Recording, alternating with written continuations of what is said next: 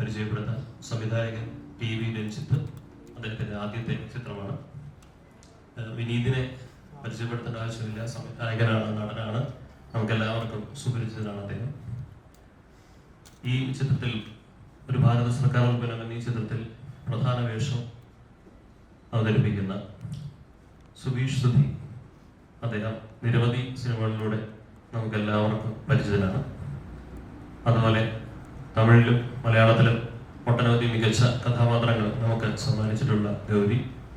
ഈ ചിത്രത്തിൻ്റെ നിർമ്മാതാക്കളിൽ ഒരാളായ ശ്രീ ടി.വി. കൃഷ്ണൻ തുരുത്തി, അതുപോലെ നമുക്ക് ഏറെ പ്രിയങ്കരിയായ ദർശന, എല്ലാവരും ഇവിടെയുണ്ട്. ആദ്യം സുബീഷിനോട്, ഭാരത സർക്കാർ ഉൽപ്പന്നം എന്ന് പറയുന്ന സിനിമയിൽ ഒരിക്കലും ഒരു നായക കഥാപാത്രമാകാൻ ഞാൻ ഒരിക്കലും ആഗ്രഹിച്ചില്ല. കാരണം ശരിക്കും എൻ്റെ കഥയാണ് ഈ സിനിമയുടെ നായകൻ എന്ന് പറയുന്നത്. എൻ്റെ 14 വർഷത്തെ ജേണിയിൽ എൻ്റെ സുഹൃത്തുക്കളായ സിനിമാ സുഹൃത്തുക്കളും പുറത്തുള്ള ആൾക്കാരിൽ എനിക്ക് ഒരു സെൻട്രൽ ക്യാരക്ടർ ചെയ്യണമെന്ന് അവരാഗ്രഹിച്ചിരുന്നു. എനിക്ക് ഞാൻ ആഗ്രഹിച്ച് ഞാൻ സ്വാഭാവികം നമുക്കൊരു പേടിയുണ്ടാവും. ഒരു സെൻട്രൽ ക്യാരക്ടർ ചെയ്യുമ്പോൾ മറ്റുള്ള ക്യാരക്ടർ റോളിന് ആൾക്കാർ വിളിക്കുന്നില്ല, പേടി ഞാൻ വന്ന കാലത്തെ എനിക്കുണ്ടായിരുന്നു. അത് ഇപ്പോൾ പോയില്ല. അപ്പോൾ നിസാം റാവുത്തർ എന്ന് പറയുന്നത് ഇതിൻ്റെ തിരക്കഥാകൃത്താണ് പറയുന്നത്. ഇങ്ങനെ ഒരു പേര് പറഞ്ഞ് ഇതിൻ്റെ കഥ പറയുമ്പോൾ ഞാൻ പറഞ്ഞു, നിങ്ങൾ വേണമെങ്കിൽ വേറൊരു ആർട്ടിസ്റ്റിനെ സമീപിക്കാൻ, ഞാൻ നിങ്ങളെ കൂടെ നിൽക്കാമെന്ന് പറഞ്ഞു. അല്ല, വേണ്ട, ഇത് നിങ്ങൾ ചെയ്യണം, ഇത് നിങ്ങൾക്ക് ഉള്ള ഒരു സിനിമയാണ്. അങ്ങനെയാണ് ഭാരത സർക്കാർ ഉൽപ്പന്നം എന്ന് പറയുന്ന സിനിമ നമ്മൾ പൂർത്തിയാക്കുന്നത്. ഒരുപക്ഷെ നമ്മൾ ഒരുപാട് സങ്കീർണ പ്രതിസന്ധികളിലൂടെ ഈ സിനിമ പൂർത്തിയാക്കി. രണ്ട് തവണ ഷെഡ്യൂൾ ബാക്കപ്പായി. മഴ കാരണം, പ്രകൃതിയിലുണ്ടായ ഒരുപാട് പ്രശ്നം കാരണം. ഇപ്പോൾ നമ്മൾ സിനിമ റിലീസ് ചെയ്യാൻ 1-ാം തീയതി, കാരണം നമ്മൾ ജനുവരിയിൽ ഈ സിനിമയുടെ റിലീസ് പ്ലാൻ ചെയ്തിരുന്നു. അപ്പോൾ വലിയ സിനിമകളിൽ കൊണ്ടുപോയി ഈ സിനിമയെ ഇതാക്കേണ്ട നമ്മുടെ സുഹൃത്തുക്കളും ഒരുപാട് മാധ്യമ സുഹൃത്തുക്കളൊക്കെ എന്നോട് പറഞ്ഞു, ഇത് നല്ലൊരു സിനിമയാണ്, ഇത് തിയേറ്ററിൽ ഓടും. അങ്ങനെ നമ്മൾ സിനിമയില്ലാതെ നോക്കി മാർച്ച് 1 നമ്മൾ പ്ലാൻ ചെയ്തു. ഇടിവെട്ടി അവൻ എന്തോ കടിക്കുക പറഞ്ഞാൽ അന്ന് തിയേറ്ററിൽ സമരം തുടങ്ങുകയാണ്. അപ്പോൾ നമ്മളെ എല്ലാ പ്രശ്നങ്ങളും സാമ്പത്തിക കാര്യങ്ങളൊക്കെ വെച്ച് നമുക്ക് 1-ാം തീയതി റിലീസ് ചെയ്തേ പറ്റും. അപ്പോൾ 1-ാം തീയതി റിലീസ് ചെയ്യുന്ന പ്രത്യാശയോടുകൂടിയാണ് നമ്മൾ നിങ്ങളുടെ മുമ്പിലിരിക്കുന്നത്. ബാക്കി ഇവരൊക്കെ അറിയും. ഭാരത സർക്കാർ ഉൽപ്പന്നം എന്നുള്ള സിനിമ നമ്മളിത് ഷൂട്ട് ചെയ്തത് കഴിഞ്ഞ ജൂൺ ജൂലൈയിലാണ്. അന്ന് പ്രതികൂലമായിട്ട് കാലാവസ്ഥകളും പല കാരണങ്ങളും ഉണ്ടായി. അതിനുശേഷം നമ്മൾ ഇപ്പോൾ റിലീസിലേക്ക് അടുക്കുകയാണ്. ഇപ്പോൾ ഈ കൊച്ചു ചിത്രങ്ങൾ, ഇപ്പോൾ വലിയ ചിത്രങ്ങൾ നമ്മളവിടെ ബോക്സ് ഓഫീസിൽ വളരെ സജീവമായിട്ട് ഓടിക്കൊണ്ടിരിക്കുന്നുണ്ട്. ഇതുപോലെയുള്ള ചെറിയ സിനിമാ ശ്രമങ്ങളും ഒപ്പം കൊണ്ടുപോകാൻ പറ്റുന്ന ഒരു സ്പേസ് നമുക്ക് ഇവിടെ ഉണ്ടെന്നാണ് വിശ്വസിക്കുന്നത്. അല്ലെങ്കിൽ നമുക്ക് ആ സ്പേസ് ഉണ്ടാവേണ്ടതാണ്. അപ്പോൾ ഈ സിനിമ ഇതിന്റെ ഒരു പ്രമേയത്തിന്റെ വൈവിധ്യം കൊണ്ടും അതുപോലെ ഇതുവരെ ഇറങ്ങിയിരിക്കുന്ന ഒരു കണ്ടന്റ് കൊണ്ടും ഒക്കെ എല്ലാവർക്കും മനസ്സിലായിട്ടുണ്ടാവും, എന്തെങ്കിലും ഒരു വ്യത്യസ്തതയുണ്ട് ഇതില്.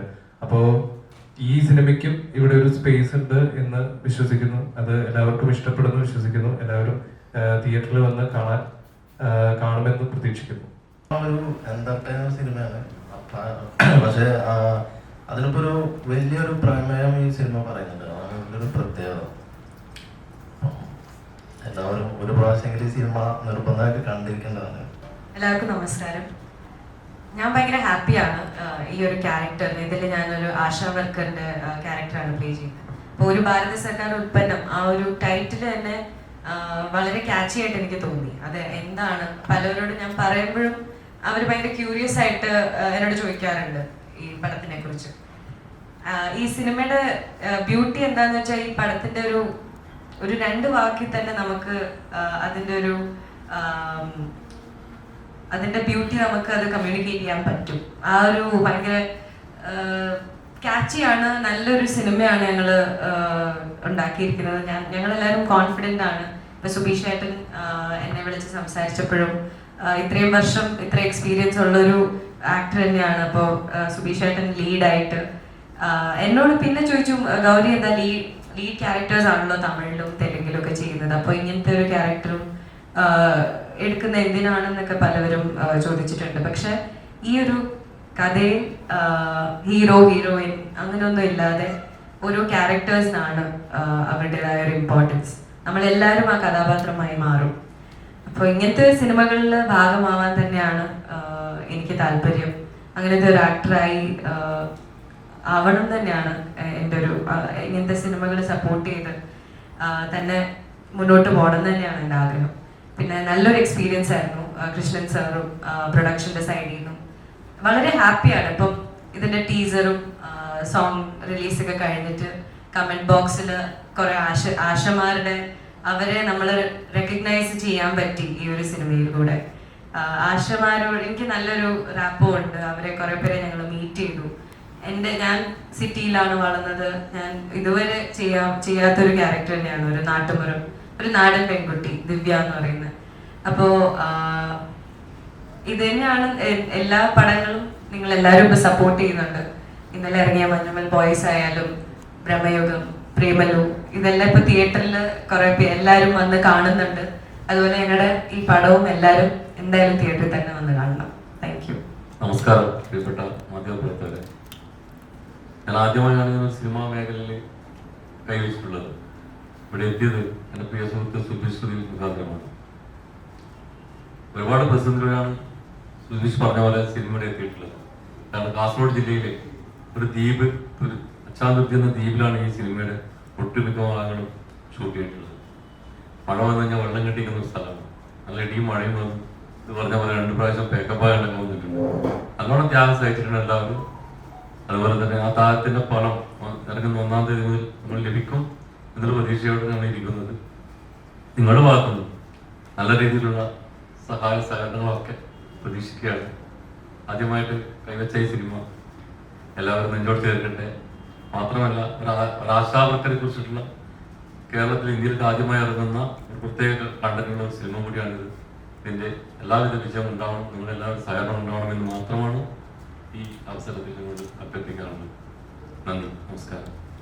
ഈ ഇൻട്രൊഡക്ഷൻ എപ്പോഴും ഇഷ്ടമാണ്. കാരണം സാറിന്റെ സിനിമയിലൂടെ വന്നെന്ന് പറയുന്നത് ഒരുപാട് സന്തോഷമുണ്ട്. ഈ സിനിമയിൽ ഞാനൊരു അഡ്വക്കേറ്റ് ആയിട്ടാണ് എൻ്റെ ക്യാരക്ടർ. ചാലഞ്ചിങ് ആയിരുന്നു എന്ന് ചോദിച്ചാൽ ആയിരുന്നു. കാരണം കോർട്ട് റൂം സീൻസിലൊക്കെ വളരെ ലെങ്തി ആയിട്ടുള്ള ഡയലോഗ്സ് ഒക്കെ ഉണ്ടായിരുന്നു. അപ്പൊ അതൊക്കെ നമ്മളിപ്പം ഡയലോഗ്സ് കിട്ടുമ്പോൾ മനസ്സിലാക്കി പറയുന്നതിനേക്കാളും കുറച്ച് കാണാതെ പഠിക്കേണ്ട വന്നത് ഈ സിനിമയിലായിരുന്നു എന്ന് തോന്നുന്നു.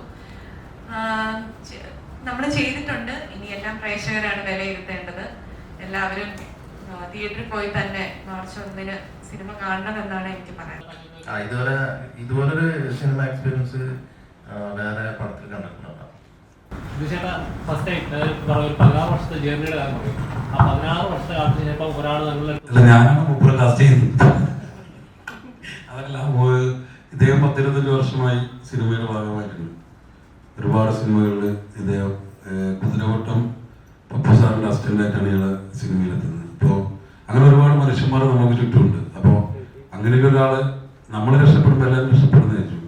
അപ്പൊ അങ്ങനെയാണ് മൂപ്പറ ഈ പടത്തിലേക്ക്, നമുക്ക് വേണമെങ്കിൽ ഒരുപാട് ഡയറക്ടേഴ്സിന്റെ അടുത്ത് ഈ പടം എത്തിക്കാം. അപ്പൊ അങ്ങനെയാണ് ഇദ്ദേഹത്തിലേക്ക് ഞാൻ എത്തുന്നത്. അപ്പൊ അടുത്തതിന്റെ ചോദ്യം, അതായത് 16 വർഷത്തെ ഒരു ജേർണി ഉണ്ടല്ലോ, ആ ജേർണിക്ക് ഒരാളെന്ന് പറയുകയാണ് ഈ താങ്കളാണ് ഈ സിനിമയിലെ ലീഡ് ക്യാരക്ടർ, നായകൻ ചെയ്യേണ്ട താങ്കളാണ് എന്ന് പറയുമ്പോഴേക്കും ആ ഇത്രയും വർഷത്തെ ജേർണിയിൽ ഒരാളെങ്കിലും നമ്മളെ റെക്കഗ്നൈസ് ചെയ്തില്ലല്ലോ, അല്ലെങ്കിൽ ഇപ്പോഴാണ് ഒരു അവസരം വരുന്നത്, അങ്ങനെ ഒരു തോന്നലുണ്ടാവുമല്ലോ? അങ്ങനെയില്ല. കാരണം വെച്ചാൽ നമ്മളെ 16 വർഷത്തിനുള്ളിൽ എനിക്ക് വേഷം തന്ന 10-40 സംവിധായകമാരുണ്ട്. അപ്പൊ അവർ ചെറുതാണെങ്കിൽ അവർ സിനിമയിൽ ഉൾപ്പെടുത്തുക എന്ന വലിയ കാര്യമാണ്. കാരണം സിനിമ അന്വേഷിച്ച് നടക്കുന്ന ഒരാൾക്ക് ഒരു ചെറിയ വേഷം ഒരു സീനിൽ വന്നു പോകുന്നത് വലിയ കാര്യമാണ്.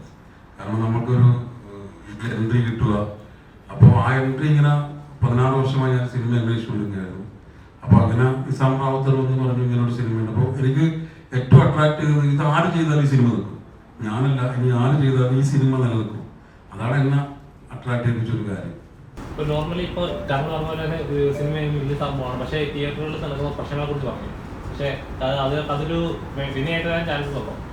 എനിക്ക് നല്ല വിശ്വാസമുണ്ട്. കാരണം എന്നോട് എല്ലാ സംഘടനാ തലത്തിലുള്ള പ്രധാനപ്പെട്ട നേതൃത്വത്തിലുള്ള ആൾക്കാർ എന്നോട് പറഞ്ഞു, ധൈര്യപൂർവ്വം മുന്നോട്ട് പോയിക്കോ, ഒരു പ്രശ്നം ഉണ്ടാവില്ല. ആ ആൾക്കാർ പേര് ഞാൻ പറയുന്നില്ല, ആ വിശ്വാസത്തിന്റെ പുറത്താണ് ഞാൻ മുന്നോട്ട് പോകുന്നത്. ഗൗരി, നമസ്കാരം. ഹായ്.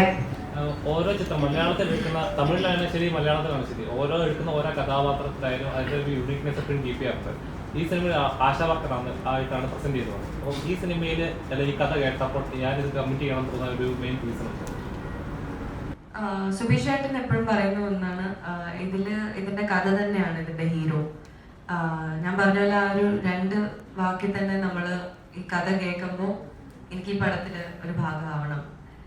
പിന്നെ ദിവ്യ ആശാ വർക്കറിന്റെ ഒരു ക്യാരക്ടർ എനിക്ക് തോന്നുന്നു എൻ്റെ പ്രായത്തിലുള്ള ഒരു ആക്ടറിന്റെ നിലയിൽ ഇതൊരു നല്ല ഓപ്പർച്യൂണിറ്റി ആയിട്ട് തന്നെ എനിക്ക് തോന്നുന്നു. ഇതാർക്ക് എൻ്റെ ഏജ് ഗ്രൂപ്പിലുള്ള ഒരു ആക്ടറിന് കൊടുത്താൽ അവർ ഹാപ്പി ആയിട്ട് ഇത് അക്സെപ്റ്റ് ചെയ്യും ഇങ്ങനത്തെ ഒരു ക്യാരക്ടർ. ബിക്കോസ് ഒരു വളരെ ലവബിൾ ആയിട്ടുള്ള ഒരു ക്യാരക്ടറാണ്. ഭയങ്കര എന്താണ് എക്സ്ട്രീം ആയിട്ട് ഫെമിനിസ്റ്റിക് അല്ലെങ്കിൽ വളരെ റിയലിസ്റ്റിക് ആയിട്ട് ഒരു നാട്ടിൽ നടക്കുന്ന ഒരു മിടുക്കി കുട്ടിയുടെ ഒരു കഥയാണ്. അപ്പോൾ എനിക്കതിൻ്റെ റിയലിസ്റ്റിക് നിസാമൊക്കെയാണ് എഴുതിയത്, നിസാം റാവത്ത്. അതിൻ്റെ റിയലിസ്റ്റിക് സെൻസ് എനിക്ക് വളരെ ഇഷ്ടപ്പെട്ടു. അത് തന്നെയാണ് സൊസൈറ്റിയിൽ നടക്കുന്നത്. സൊസൈറ്റി നടക്കുന്നതെന്ന് പറയുന്നത് അപ്പോൾ ഇത് കുറച്ചുകൂടെ റിയലിസ്റ്റിക് ആയിട്ടുള്ള നമ്മുടെ സൊസൈറ്റി കൊടുക്കാൻ പറ്റുന്ന ഒരു മെസ്സേജ് ഉള്ള ഒരു സിനിമയാണോ? അത് ജസ്റ്റ് കൊമേഴ്ഷ്യൽ അങ്ങനെ ഒരു നാട്ടിൽ നടക്കുന്ന ഒരു സംഭവം, അങ്ങനെ റിലേറ്റ് ചെയ്ത ഒരു സംഭവമാണോ? ഇത് വളരെ എന്റർടൈനിങ് ആയിട്ട് ഒരു നല്ല മെസ്സേജ് കമ്മ്യൂണിക്കേറ്റ് ചെയ്യുന്ന ഒരു സിനിമ തന്നെയാണ്. ഇതിന്റെ ടീസറിലൊക്കെ കാണുന്ന പോലെ തന്നെ NSV അല്ലെങ്കിൽ നമ്മള് യൂഷ്വലി ഒരു ടാബു ടോപ്പിക്കായിട്ട് നമ്മളുടെ സൊസൈറ്റിയിൽ കൺസിഡർ ചെയ്യുന്ന പല കാര്യങ്ങളെയും ഞങ്ങൾ വളരെ സെൻസിറ്റീവ് ആയിട്ട് ഇതിൽ ഹാൻഡിൽ ചെയ്തിട്ടുണ്ട്. അപ്പൊ അങ്ങനത്തെ ഒരു സിനിമയിൽ ഭാഗമാകാൻ പറ്റിയതിലും ഞാൻ വളരെ ഹാപ്പിയാണ്. ഈ ആശാ വർക്കേഴ്സ് പടം കണ്ടിട്ടുണ്ടല്ലോ അല്ലേ? അപ്പൊ അവരുടെ ഭാഗത്ത് എന്തെങ്കിലും ഇത് ഇങ്ങനെ ആയിരുന്നില്ല അല്ലെങ്കിൽ എന്തെങ്കിലും മാറ്റണം അങ്ങനെ എന്തെങ്കിലും വന്നായിരുന്നോ? അഭിപ്രായങ്ങളോ കാര്യങ്ങളൊക്കെ അവരെന്താണ് ശരിക്കും പറഞ്ഞത് പടം കണ്ടിട്ട്? പടം കണ്ടിട്ട് ആശമാർ അങ്ങനെ പറയുന്നായിരുന്നു എൻ്റെ പേടി.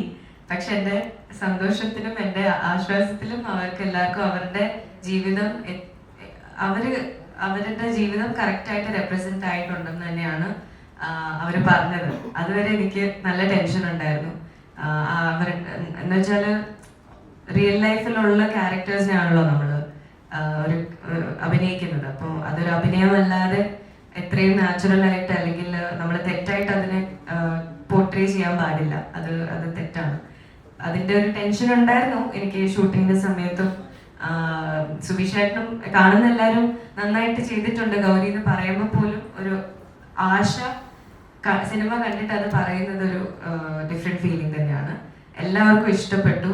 എനിക്ക് തോന്നുന്നു സ്ക്രീനിങ് ലാൽ മീഡിയയിൽ നടന്ന സ്ക്രീനിങ് കഴിഞ്ഞ് ഉടനെ തന്നെ ആ കുട്ടിയെ ഒന്ന് വിളിക്കുമോ, ഞങ്ങൾക്ക് ആ കുട്ടിയോടൊന്ന് സംസാരിക്കണം. അവർക്ക് ഭയങ്കര ഹാപ്പിയാണ്. ഇത്രയും വർഷം കഴിഞ്ഞൊരു മെയിൻ സ്ട്രീം മീഡിയയിൽ ആരും അവരെ റെക്കഗ്നൈസ് ചെയ്തിട്ടില്ല ഇതുവരെ. അതുകൊണ്ട് അതിൻ്റെതായ ഒരു പ്രൗഡ് ഫീലിംഗ് ആണ് എല്ലാവരും.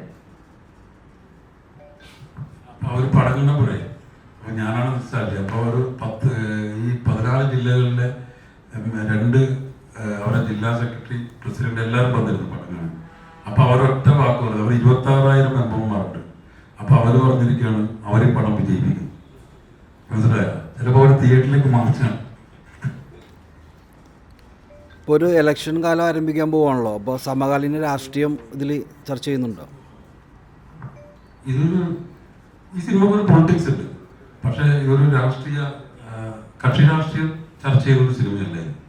ഈ സിനിമ നല്ലൊരു പൊളിറ്റിക്സ് പറയുന്നുണ്ട്. അതിപ്പോൾ എനിക്ക് കൃത്യമായിട്ട് പറയാൻ പറ്റില്ല. കാരണം ഒരു കേന്ദ്ര സർക്കാരിൻ്റെ പദ്ധതി ഒരു സാധാരണ കുടുംബത്തിൽ ഉണ്ടാക്കുന്ന, ഒരു നാട്ടിലുണ്ടാക്കുന്ന, കുടുംബത്തിൽ മാത്രമല്ല സൗഹൃദങ്ങളിൽ ഉണ്ടാക്കുന്ന അല്ലെങ്കിൽ കുടുംബത്തിലുണ്ടാക്കുന്ന, സമൂഹത്തിലുണ്ടാക്കുന്ന പ്രശ്നങ്ങളാണ് ഈ സിനിമ ചർച്ച ചെയ്യുന്നത്. ഡയറക്ടറോടാണ്. ഇതിൻ്റെ ടീസറിലൊക്കെ ഉണ്ടാവുന്ന തന്നെ ഒരു കുടുംബാസൂത്രണം, അതിനെതിരെയുള്ളൊരു മെസ്സേജ്, അതിൻ്റെ ഒരു ബോധവൽക്കരണം, ഒരു തമാശ രൂപേണ എതിരല്ല, അതിനെ പ്രോത്സാഹിപ്പിക്കുന്ന രീതിയിൽ അതിനെ ബോധവൽക്കരണം ചെയ്തുകൊണ്ട് ഇന്നത്തെ തലമുറയിലേക്ക് ഒരു തമാശ രൂപേണ അവതരിപ്പിക്കുന്ന ഒരു സിനിമയാണത്. അതെ, തമാശ രൂപത്തിൽ പറഞ്ഞാൽ പ്രേക്ഷകരത് കാണുന്നു, കണ്ടാലല്ല ആ മെസ്സേജ് കമ്മ്യൂണിക്കേറ്റ് ആകും. ഇതിൻ്റെ ടൈറ്റിലിൽ തന്നെ അതിൻ്റെതായ കാര്യങ്ങൾ കൊടുത്തിട്ടുണ്ട്. അപ്പോൾ അത് എത്രത്തോളം അതിനു വേണ്ടി ബോധേഡായിരുന്നു. ഈ ഒരു ടൈറ്റിലിൽ തന്നെ ഒരു ബീജം ഇതൊക്കെ കൊടുത്തിട്ടുണ്ട്. അതിൻ്റെ അത് എത്രത്തോളം ശ്രദ്ധിക്കപ്പെടുക എന്തെങ്കിലും ചെയ്തായിരുന്നു? എന്തെങ്കിലും ഇങ്ങനെ തന്നെ ഈ സിനിമയുടെ സബ്ജക്റ്റിന് അനുസരിച്ചുള്ള രീതിയിലാണ് അവർ ചെയ്തിരിക്കുന്നത് ടൈറ്റിൽ. അപ്പൊ അതിനെതിരെ എന്തെങ്കിലും വിമർശനോ കാര്യങ്ങളോ വന്നിരുന്നു? വിമർശനങ്ങളൊക്കെ വന്നിരുന്നു. ആദ്യം സെൻസർ ബോർഡ് സെൻസർ ഇല്ല പറഞ്ഞു. ആദ്യം ഇത് കണ്ടിട്ട് സെൻസർ ബോർഡ് സെൻസർ ഇല്ല പറഞ്ഞു. പിന്നീട് നമ്മള് സിനിമ കണ്ടപ്പോഴാണ് അവർക്ക് ബോധ്യമായത് ഏകദേശം കാര്യങ്ങളൊക്കെ. ഉണ്ടാവും അത് ആ കഥയെ ഡിമാൻഡ് ചെയ്യുന്നുണ്ടാവും. പക്ഷെ അത് സെൻസർ ലിങ്ക് വരുമ്പോൾ ആ സാധനം വേണ്ട, കട്ട് ചെയ്ത് കളയാതെ ഇപ്പം ആ കഥയുടെ ഒരു മെയിൻ പാർട്ട് തന്നെ ആയിരിക്കും ആ എസൻസ് അങ്ങ് പോകുന്നത്. ശരിക്കും പറയാ ഓവറായിട്ട് സെൻസർ ബോർഡ് സിനിമകളിൽ കടന്നു കയറുന്നുണ്ടെന്ന് വിശ്വസിക്കുന്നുണ്ടോ? എനിക്ക് തോന്നുന്നത് സെൻസർ ബോർഡിലെ ആൾക്കാരിലും ഒരു ഭൂരിപക്ഷം നല്ല ആൾക്കാരുണ്ട്. പക്ഷെ നീ നേരത്തെ പറഞ്ഞത് ഭയങ്കരമായിട്ട് ചോദ്യമാണ്. കാരണം ഒരു സിനിമ എടുക്കുന്നവരെ സംബന്ധിച്ചത് ഇത് ഒരാൾക്ക് ഒരു വ്യക്തിയോടുള്ള ഈഗോ ഒക്കെ ഇതിൽ സംഭവിക്കാം. ഇപ്പോൾ സെൻസർ ബോർഡിലെ അംഗങ്ങൾക്ക് ഇപ്പോൾ വിനീത് ഒരു ഡയറക്ടറാണ്. അപ്പൊ സ്വാഭാവികം വിനീതിന്റെ പടം വിനീതിനുള്ള ഒരാൾക്ക് ദേഷ്യം ഉണ്ടെങ്കിൽ അയാൾ അത് കട്ട് കട്ട് അത് സെൻസർ ബോർഡിനെ നമ്മൾ കുറ്റം പറയാൻ പാടില്ല.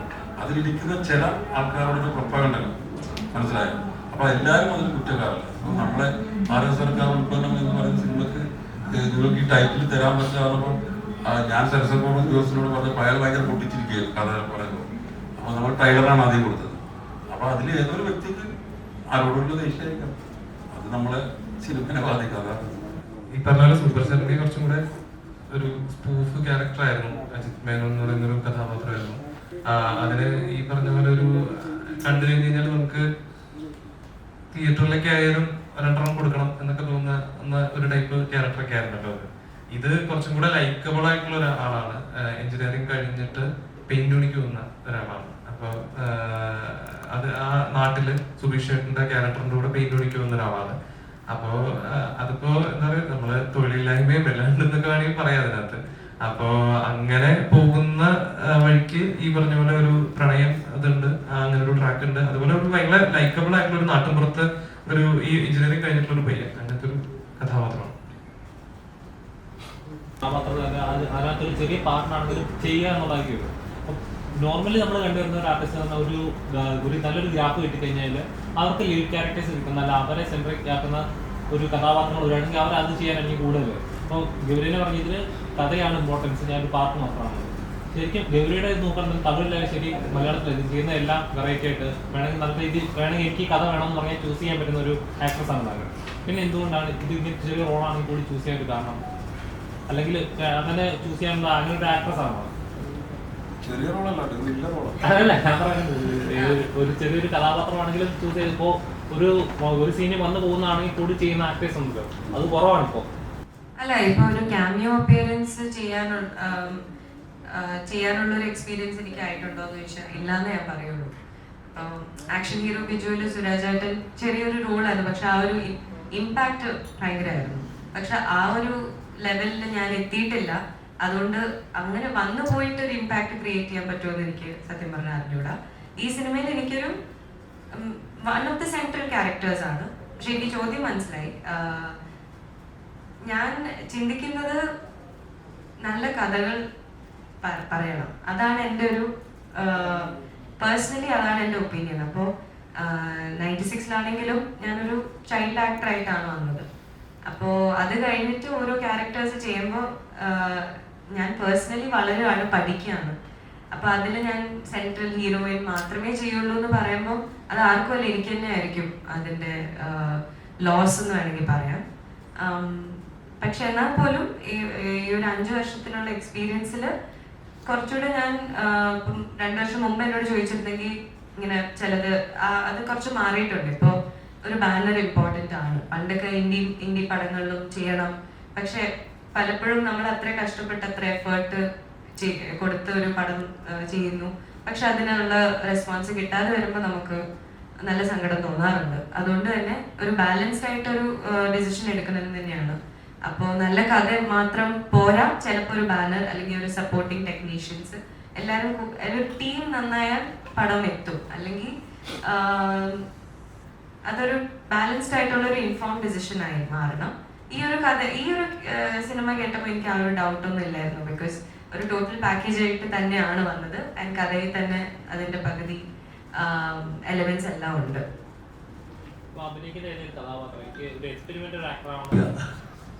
ജീവിതത്തിൽ ഒരിക്കലും അതല്ല ജീവിതത്തിൽ വന്നുകൊണ്ടാൽ ഇയാൾ ചെയ്യുന്ന തൊഴിൽ ഞാൻ ചെയ്തിട്ടുണ്ട്. പെയിന്റ് പണി കോളേജ് കാലഘട്ടത്തിന്റെ കഴിഞ്ഞ ഉടനെ സിനിമയിൽ വരുന്നതിനൊക്കെ കാലഘട്ടത്തിൽ ഞാൻ ചെയ്തിട്ടുണ്ട്. അപ്പോൾ ബാക്കിയുള്ള കാര്യത്തിലൊന്നും ബന്ധമില്ല. നിങ്ങളുടെ ചിരി നിങ്ങളെ തിയേറ്ററിനെ മനസ്സിലാവും. എത്രത്തോളം ഈ സിനിമ കമ്മിറ്റ് ചെയ്യുമ്പോൾ എൻ്റെതായിട്ട് ഐഡന്റിറ്റി ഉണ്ടാവും എന്ന് വിചാരിക്കുന്നുണ്ടാവില്ല. നമ്മൾ തന്നെ സെൽഫ് പ്രിപ്പയർ ചെയ്യുമല്ലോ. എത്രത്തോളം ഞാൻ പറഞ്ഞല്ലോ, ഇതിന്റെ ഈ സിനിമയുടെ ഒരു പ്രധാന ഭാഗം നടക്കുന്നത് ഒരു കോർട്ട് റൂമിലാണ്. അപ്പൊ അതിന്റെ ഭാഗമായിട്ട് ചെയ്യാൻ എന്റെ ക്യാരക്ടർ അതിലുണ്ട്. അപ്പം ഒരു മുഴുവൻ ഇല്ലെങ്കിലും ആ ഒരു സീൻ എന്തായാലും ശ്രദ്ധിക്കപ്പെടുമെന്ന് ഞാൻ വിശ്വസിക്കുന്നു. ഈ സിനിമയുടെ ഒരു ഇമ്പോർട്ടന്റ് എന്താ ഒരു ഇവന്റ് നടക്കുന്നത് തന്നെ അവിടെയാണ്.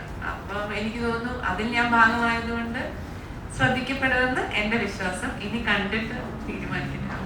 എപ്പോഴെങ്കിലും ചെയ്ത സിനിമകൾ വെച്ചിട്ട് ആളുകൾ എപ്പോഴെങ്കിലും റെക്കഗ്നൈസ് ചെയ്ത സിനിമയിലെ കുട്ടിയാണോ അങ്ങനെ വരാറുണ്ടോ? അതോ അപ്പോഴും അതിനുള്ള സ്ട്രഗിളിങ് ഇപ്പോഴും ഫേസ് ചെയ്യുന്നുണ്ടോ?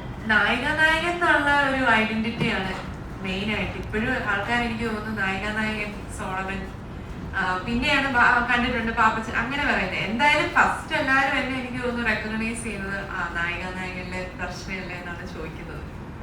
ഇപ്പോഴും ഒരു സിനിമയിലെ കഥാപാത്രമായിട്ട് ലോക്ക് ചെയ്യപ്പെടുന്നില്ല അങ്ങനെ ഒരു സങ്കടം ഫീൽ ചെയ്യാറുണ്ടോ? അങ്ങനെ അല്ല, സങ്കടം ഞാൻ വരുന്നതല്ലേ ഉള്ളൂ. ഇപ്പൊ അഭിനയിച്ച് വരുന്നതുകൊണ്ട് അതൊരു ഒരു 3-4 കൊല്ലം കഴിഞ്ഞു അങ്ങനെ ഇല്ലെങ്കിൽ ചിലപ്പോ സങ്കടം വരുമായിരിക്കും. ഇപ്പൊ തുടങ്ങിയതല്ലേ ഉള്ളൂ. അതിലുപരി നല്ലോണം മറ്റു കാര്യങ്ങളുണ്ട്. ഞങ്ങളെ ദ്വീപില് നായകന്റെ വീട് ഷൂട്ട് ചെയ്ത് നായകന്റെ വീടുണ്ട്. ആ വീട് നമ്മുടെ നാട്ടിൽ സാധാരണക്കാരാണ് വീടായിരുന്നു. ആ വീട്ടിലാളുടെ പേര് നാരായണനാണ്. എൻ്റെ വേറെ പരിചയപ്പെട്ടാണ് വീട് വാങ്ങിക്കുന്നത്. അപ്പോൾ ഞങ്ങൾ കുറച്ച് ദിവസം 12 ദിവസത്തേക്കാണ് ഷൂട്ട് ചെയ്യാൻ വാങ്ങിച്ചത്. ഇപ്പോഴൊക്കെ മഴയൊക്കെ വന്നപ്പോൾ ഡിലേ ആയപ്പോൾ 2 ദിവസം കൂടുതൽ. ഞങ്ങൾ ഒരു ദിവസം രാവിലെ 6 മണിക്ക് സെറ്റും കൊണ്ട് ഷൂട്ടിങ്ങിന് വരുമ്പോൾ ഉടമസ്ഥൻ വീടും പൂട്ടി താക്കോലെടുത്ത് പോയിരിക്കുകയാണ്. Phone switch off. എന്ത് ചെയ്യുക? അവസാനം ഞങ്ങൾ ഇറങ്ങി അവസാനം നോക്കുമ്പോൾ ആളുകൾ അമ്പലത്തിന്റെ സൈഡിലാണ് ഇരിക്കുന്നത്. അവിടെ നിന്ന് പോയി താക്കോൽ വിളിച്ചു. 10-10 വയസ്സാവും. അങ്ങനെയൊക്കെയുള്ള ചെറിയ രസകരമായ അനുഭവവും ടെൻഷൻ ഉണ്ടാക്കിയ അനുഭവങ്ങളും ഈ സിനിമയുടെ നമുക്ക് ഉണ്ടായിട്ടുണ്ട്. മലയാളത്തില് നീരജ് മാധവിന്റെ ഒരു ഡിസ്നി ഹോട്ട്സ്റ്റാർ വെബ് സീരീസ് ആണ്. ബാഷി ഡയറക്ട് ചെയ്ത് വിഷ്ണു രാഘവന്റെ ഡയറക്ഷനിൽ. തമിഴില് വിഘ്നേഷ് ശിവൻ സാറിന്റെ അടുത്ത പടത്തിലുണ്ട്. ലവ് ടുഡേയിൽ അഭിനയിച്ച പ്രദീപ് രംഗനാഥൻ, കൃതി ഷെട്ടി ഇവരൊക്കെ ഉള്ളൊരു പ്രോജക്റ്റിലുണ്ട്. പിന്നെ വരാനുള്ളത് മാർച്ചിൽ തന്നെ ഒരു തമിഴ് റിലീസുണ്ട്. അതിൽ 96 കഴിഞ്ഞ് ഞാൻ ആദിത്യ ഭാസ്കറിന്റെ കൂടെ റീയൂണൈറ്റ് ചെയ്ത പ്രോജക്റ്റാണ്. അതൊരു ആന്തോളജി ആയിട്ടാണ് തുടങ്ങിയത്.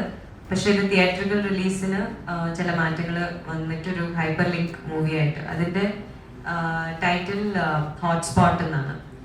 അപ്പൊ ഇതൊക്കെയാണ് അപ്കമിങ്. നമ്മളാരും വലിയ സംഘടനകളല്ല, പ്രേക്ഷകരാണ്. കേരളത്തിൽ 1.5 കോടി ജനങ്ങളാണ് അതിനൊരു ഉത്തരം പറയേണ്ടത്. ഇത് ചെറിയ പടമാണ്, ഇത് എഴുതി അങ്ങനെയൊന്നുമില്ല. ഇത് തിയേറ്ററിൽ വന്നതിന് ശേഷമാണ് ഇത് ചെറിയ പടമാണോ ഇത് വലിയ പടമാണോ എന്ന് തീരുമാനിക്കുന്നത് ജനങ്ങളാണ്. അതിനോട് ജനങ്ങൾക്ക് വിട്ടുകൊടുത്തിരിക്കുന്നു. എല്ലാവരും എക്സൈറ്റഡോടെ കാത്തിരിക്കുന്ന മറ്റൊരു സിനിമയാണ് വർഷങ്ങൾക്ക് ശേഷം. അപ്ഡേറ്റ്സ് എന്ന് പറയാം. അപ്ഡേറ്റ്സ് ഏപ്രിൽ 11-നാണ് റിലീസ്. ഏപ്രിൽ 11-ന് റിലീസ്. അത്രയും ആർട്ടിസ്റ്റുകളുമായിട്ട് ഒരു കോമ്പിനേഷൻ ഉണ്ടോ? ഒരു വലിയ സിനിമയാണ്. ഇല്ല എല്ലാവരുമായിട്ടില്ല. ഇപ്പൊ എനിക്ക് ഞാൻ വർക്ക് ചെയ്തത് പ്രണവായിട്ടും കല്യാണിയായിട്ടും അർജുൻ ചേട്ടനൊക്കെ ആയിട്ടാണ് വർക്ക് ചെയ്തിട്ടുള്ളത്. അപ്പൊ എനിക്ക് അവരുമായിട്ടുള്ള ഒരു കോമ്പിനേഷൻ സീനായിരുന്നു.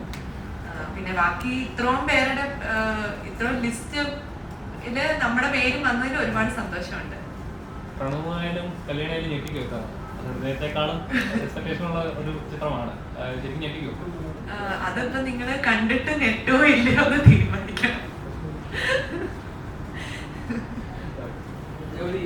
മുമ്പ് ചെയ്ത പടങ്ങളാണെങ്കിലും ഈ കുറച്ച് ഇന്റിമേറ്റ് സീൻ ചെയ്തിട്ടുണ്ട്. ഇപ്പൊ ഏറ്റവും ലാസ്റ്റ് അപ്പൊ ഇതിൽ നിന്നൊക്കെ ഈ OTT വരുന്ന സമയത്തൊക്കെ അല്ലെങ്കിൽ വരുന്ന സമയത്ത് അതിന്റെ കട്ട്സ് മാത്രം, ആ സീൻസിന്റെ കട്ട്സ് മാത്രം ഇങ്ങനെ എഡിറ്റ് ചെയ്തിട്ട് ഈ ഇൻസ്റ്റാഗ്രാമിലൊക്കെ പോസ്റ്റ് ചെയ്യണം. ആ സമയത്ത് അതിനോടൊക്കെ എന്താണ് ശരിക്കും പറയാനുള്ളത്? അത് മാത്രം ചെയ്യുന്ന ആൾക്കാരോട് അല്ലെങ്കിൽ അത് വേദനിപ്പിക്കാറുണ്ടോ?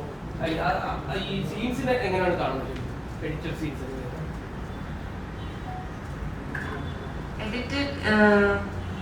ഈ ചോദ്യം മനസ്സിലായില്ല. ഇന്റിമേറ്റ് സീൻ ഒരു പടത്തിലാകെ 1-2 പ്രാവശ്യം ഇന്റിമേറ്റ് സീൻസ് ഉണ്ടാവും. ആ സീൻ ഈ പടം കാണാത്ത ആൾക്കാർ പോലും ഈ സീൻ മാത്രം എഡിറ്റ് ചെയ്തിട്ട് പ്രചരിപ്പിക്കുന്നതിനെ കുറിച്ച് എന്താണ് പറയാനുള്ളത്? അതിന് അത്ര വലിയ അഭിപ്രായം ഇല്ല എനിക്ക്. അത് ചെയ്യുന്നത് വളരെ മോശമാണ്. അതെനിക്ക് തോന്നുന്നു കോമൺ സെൻസ് ആണ്. ഇത് പുതിയതല്ല. ഇത് ചെയ്യുമ്പോൾ ഞാൻ ഒട്ടും സർപ്രൈസ്ഡ് അല്ല. അതിൻ്റെതായ ഓഡിയൻസ് ഉണ്ടായിരിക്കും അതിന്. അപ്പോൾ എസ്പെഷ്യലി സോഷ്യൽ മീഡിയയിലുള്ള കുറെ അനോണിമസ് അക്കൗണ്ട്സും അവർക്ക് അവരുടെ ഐഡന്റിറ്റി റിവീൽ ചെയ്യാൻ പോലും ധൈര്യമില്ലാത്ത പലവരുണ്ടാവും. അപ്പൊ ആ അക്കൗണ്ട്സിൽ നിന്ന് സൈബർ ക്രൈം എന്ന് പറയുന്ന ആസ് എ ഫീമെയിൽ എനിക്ക് തോന്നുന്നു എല്ലാവർക്കും ഞങ്ങളെല്ലാവരും വിറ്റ്നസ് ആണ് അത്. അപ്പം അങ്ങനത്തെ എഡിറ്റേഴ്സ് അങ്ങനെ ചെയ്യുന്നു, അത് പകരുന്നു, പിന്നെ വീഡിയോസ് കണ്ടു എന്തുകൊണ്ട് ഇങ്ങനത്തെ പ്രോജക്ട്സ് ചെയ്യുന്നു എന്നൊക്കെ. അപ്പൊ ഒരു പടത്തിന്റെ ഒരു ടോട്ടാലിറ്റിയിൽ മനസ്സിലാക്കാതെ അത് മാത്രം സെല് ചെയ്യുന്നത് വളരെ ചീപ്പായിട്ടുള്ളൊരു പരിപാടി തന്നെയാണ്. അതെനിക്ക് തോന്നുന്നു അതാരും എന്താ പറയാ എൻകറേജും ചെയ്യാൻ പാടില്ല. അതല്ല ആ പടത്തിന്റെ ഞങ്ങളൊരു എല്ലാ പടവും, എന്റെ പടം മാത്രങ്ങളല്ല, അങ്ങനത്തെ അതിന്റെ ഒരു സോള് തന്നെ നഷ്ടപ്പെടുകയാണ്. അത് മാത്രം യൂസ് ചെയ്ത് ഒരു ടൈറ്റിലും ഡിസ്ക്രിപ്ഷനും #ടാഗ്സ് ഒക്കെ യൂസ് ചെയ്തിട്ട് അത് വളരെ മോശമാണ്. ഇതെപ്പോ മാറും? അത് മാറണം. അതിന്റെ ആ ഒരു കൾച്ചർ നമ്മൾ ആരും അതൊന്നും ടോളറേറ്റ് ചെയ്യാൻ പാടില്ല. കാണുവാണെങ്കിൽ തന്നെ റിപ്പോർട്ട് ചെയ്യുക, ബ്ലോക്ക് ചെയ്യുക. നമ്മൾ സോഷ്യൽ മീഡിയയിൽ കുറച്ചുകൂടി റെസ്പോൺസിബിൾ ആയിരിക്കണം. എനിക്ക് I M against that for sure. Shoot എടുത്ത സമയത്ത് നമ്മുടെ പടത്തിൽ നായിക ഷെല്ലി, അപ്പോൾ അവരൊരു ഹോട്ട്സ്റ്റാർ ഒരു തെലുങ്കിലൊരു വെബ് സീരീസിൽ അഭിനയിച്ചു. അപ്പോൾ അവര് അതേപോലെ കുറേ സാധനങ്ങൾ പിന്നെ ഇത് ചെയ്യുന്ന സമയത്ത് അവര് ഞാൻ ഇങ്ങനെ എല്ലാവരുടെ മൊബൈലിലും ഒക്കെ ഇങ്ങനെ കണ്ടുകൊടുക്കുക. അപ്പോൾ അവര് എന്നോട് പറഞ്ഞാണ് ഇതെന്റെ ജോലിയാണ്. അതേപോലെ ഇപ്പോൾ ഗൗരിയുടെ കാര്യം പറഞ്ഞു, ഞാൻ നിങ്ങളോട് നേരത്തെ പറഞ്ഞ ആശാവർക്കർമാരുടെ കാര്യം. ഒരു 40 വന്നിട്ട് അവർ 15 വർഷമായി എടുക്കുന്ന ജോലിയാണ് ആശാവർക്കർ. അതൊരാളെ സ്ക്രീനിൽ അവർക്ക് ഫീൽ ചെയ്യിപ്പിക്കണമെങ്കിൽ അതൊരു ആക്ടിംഗ് ആണ്. ഗൗരി ചെയ്ത ജോലി ഒരാൾക്ക് ഫീൽ ചെയ്യിപ്പിക്കണമെങ്കിൽ ഞാൻ നിങ്ങളെ അവതരിപ്പിക്കുമ്പോൾ നിങ്ങളെ എനിക്ക് ഫീൽ ചെയ്യിപ്പിക്കാൻ പറഞ്ഞാൽ ഞാനൊരു നടനാണ് അല്ലേ. അപ്പൊ അത് ചെയ്യുന്നേ ഉള്ളൂ. ഇപ്പൊ ദർശനയുടെ കാര്യമാണ്. നമ്മൾ ദർശനം ഫസ്റ്റ് ഡബ് ചെയ്ത് പോയി. അപ്പോൾ നമ്മൾ കുറച്ച് നിങ്ങളെ മീഡിയ സുഹൃത്തുക്കളാണ്, എൻ്റെ അടുത്ത സുഹൃത്തുക്കൾ വന്ന് പടം കണ്ടപ്പോൾ പറഞ്ഞു ദർശനയുടെ വോയിസ് മാറ്റണം എന്ന് പറഞ്ഞപ്പോൾ നമ്മളിങ്ങനെ ചിന്തിച്ചു. അപ്പോൾ ഞാൻ കുറച്ച് ആൾക്കാരോട് ദർശനമൊക്കെ ഒന്നുകൂടി ആവശ്യം. അപ്പോൾ ദർശനം ഒരു ദിവസം രാവിലെ തൊട്ട് വൈകുന്നേരം 8 മണി വരെ ആ സ്റ്റുഡിയോയിൽ എഴുതിയിട്ട് നമ്മുടെ ഡയറക്ടറും പിന്നെ നമ്മുടെ എക്സിക്യൂട്ടീവ് നാഗരാജും അർജുൻ എഴുതിയിട്ട് ഇവർ ഒറ്റ ഇതിന് ഈ കുട്ടി ചെയ്യുകയായിരുന്നു. അത് ആ ജോലിയോടുള്ള കവർ ജോലി ചെയ്തു. ബാക്കിയില്ല ഇങ്ങനെ പറയുന്നത് എൻ്റെ അഭിപ്രായത്തിൽ അവരെ മനസ്സിനെ വേദനിപ്പിക്കുന്നത് ഇത് ചെയ്യാൻ പാടില്ലാണ് എൻ്റെ ഒരു റിക്വസ്റ്റ് അല്ലേ. കാരണം നമ്മൾക്ക് അത്ര ഫീൽ ചെയ്യില്ല. അപ്പൊ ഇവരങ്ങനെ ഫീൽ ഇവര് ജോലി ചെയ്ത് പോകുന്നില്ല. ഞാൻ ഉത്തരം പറയാൻ വലിയ ആളല്ല, ഞാൻ പറഞ്ഞത്.